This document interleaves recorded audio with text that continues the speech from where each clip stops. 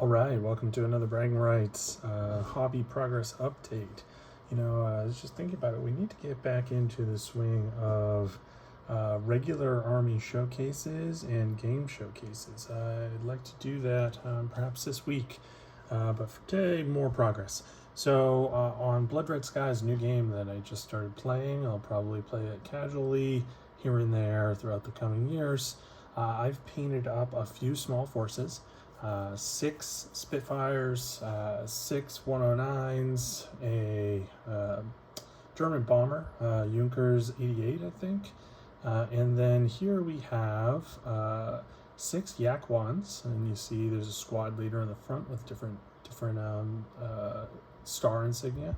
And then this in the back is actually a Hawker Hurricane, written by Johnny Red of comic book fame.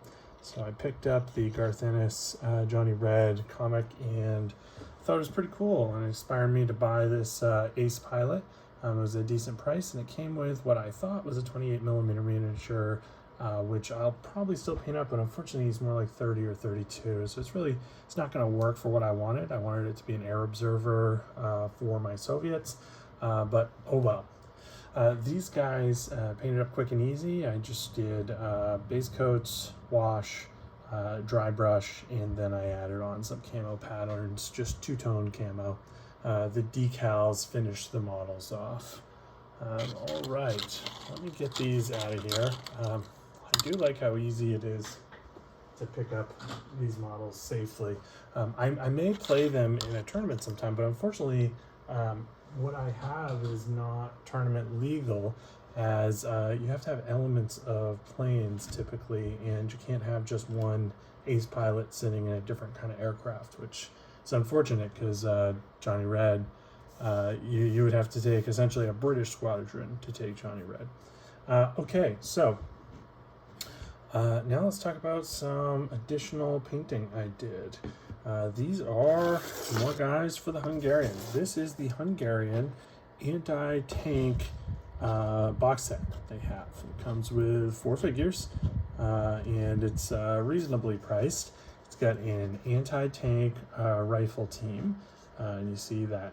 Oh, it's such a cool gun. These anti-tank rifles, I'm not sure how useful they're going to be, because I tend to play mid and late war. But they're low points. It's a small profile, 2-man crew. I really wanted one for whatever reason, so I painted one up. And this and all the minis I'm going to show today are a big departure from my previous painting style, and you probably can't notice it here. But for the last few years, I've been using Army Painter and contrast paints exclusively. And a friend of mine just gifted me, I kind of weaseled my way into it, he gifted me a Vallejo set of paints, and I used them for the first time exclusively, Vallejo, on this set of figures, and I was just really pleased using them. I had never used their products before. I found the paint spread easily, it covered very nicely, and I just really liked the tones, and it mixed really well for highlights, and I just had a blast painting these with that paint line, and it inspired me to go out and buy more. So I've purchased World War II Allied model color set. I'm going to probably get the Panzer Aces set and then the Flesh Tone set, but please do comment if you have any recommendations of what Vallejo sets are best to start out with. I did my standard basing here, but no poster. And then here we have, I think it's a Panzerraum. It is like a bazooka Panzerschreck knockoff that the Hungarians used. I believe it's as effective as a bazooka. Unfortunately not as effective as a Panzerschreck, but it's a little cheaper than a Panzerschreck. I could be mistaken. Well, you can always check the rules on me. And a loader, of course. I decided to keep them on separate bases. Not sure why, where these guys are on one. With prone guys, I tend to keep them on the same base, just because I really don't like the look of the pill bases for infantry. All right, along those same lines and in the same Warlord order, I ordered a howitzer, a medium howitzer for the Hungarians. Again, these are Vallejo, with the exception of the howitzer itself. I used a new product that I hadn't used before, and I purchased it just because the price was just so low.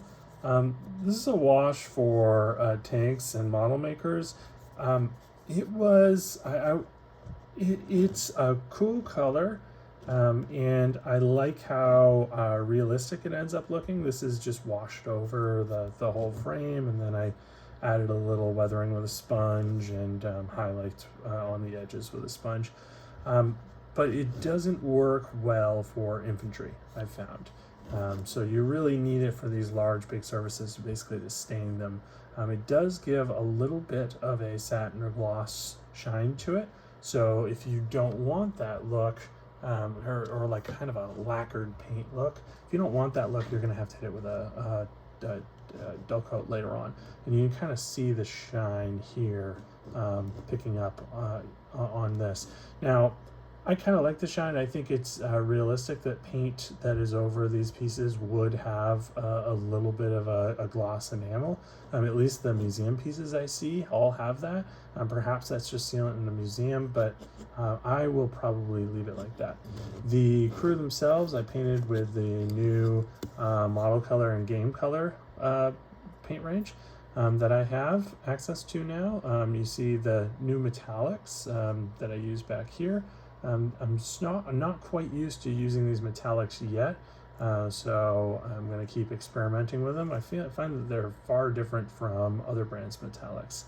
I also tried to put the Hungarian symbol up at the top there. You can kind of see it on top of his hat. I'd like to do that on more of the hats and go back and do that. I also put on his collar red badge, which is for the artillery corps, would have worn red instead of green. And I love how these guys have so many mustaches. Like, that guy's got great face. I really like these models. It's a shame that they're hiding behind that big shield. You know, another shame, when you order a medium howitzer, of course, and the same goes for mortars. Of course, you're going to want to field a spotter, right? Half the time or more, you're going to want to field that spotter. And they include a spotter model, kind of. They give you the amount of crew that a howitzer is supposed to have. Howitzers are supposed to have 4 crew. Medium howitzer, at least for the Hungarians, supposed to have 4 crew. One of those crews is a spotter, though. So you have a choice. You either field it with the right amount of crew, or you use the spotter as a spotter. I guess the third option, and what I did, is you can buy more crew models from another company and add them in later. That's what I'm going to do, although with this howitzer, I've already kind of filled up the base, so I don't think I'm going to add another guy to this particular one. I could fit one back here if I pulled this up a little bit, and the good thing about this basing material is you can just put on a little more and it covers up kind of layers of basing. So I might do that, or I might just run them with one crew member short. Warlord, please, you know, or other companies for that matter, start selling spotter models. They're very useful, and I'd like to have more poses of spotters too. I believe that spotter is the same spotter in the mortar crew. A few more models, and I've decided with these new paints I'm getting, I'm going to spend a little more time painting the right colors where I can, and I'm going to spend more time on details and faces and things like that. With this project in general, I started spending more time on basing and really like that. This is a spotter that goes with a sniper, and if I wanted to, I could always use her as a spotter for artillery or for mortar. And this is the sniper that comes with Dice Bag Annie's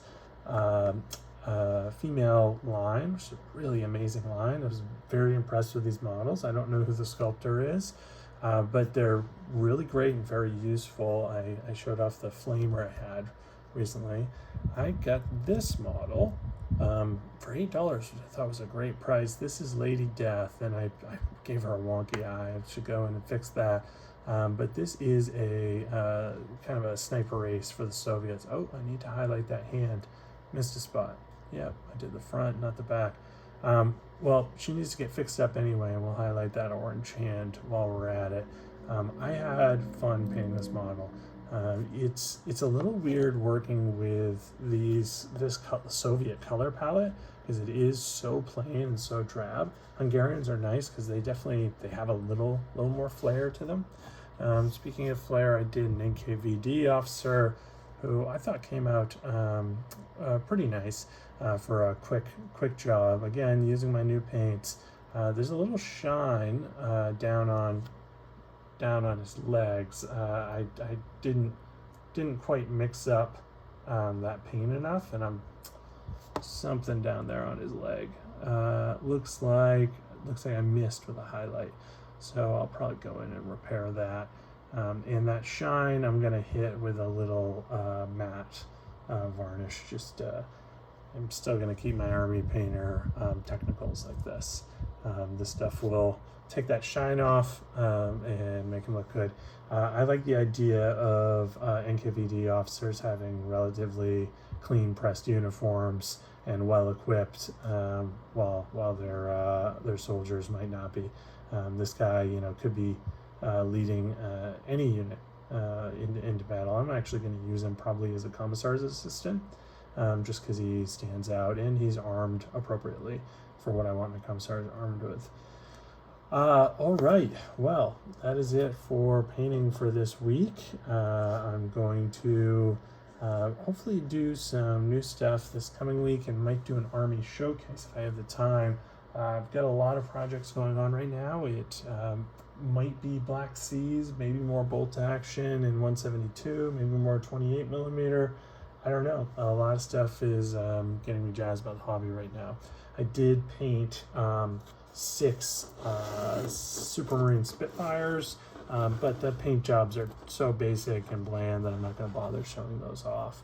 And then one thing, and please let me know if you have any ideas for this or if it's even possible.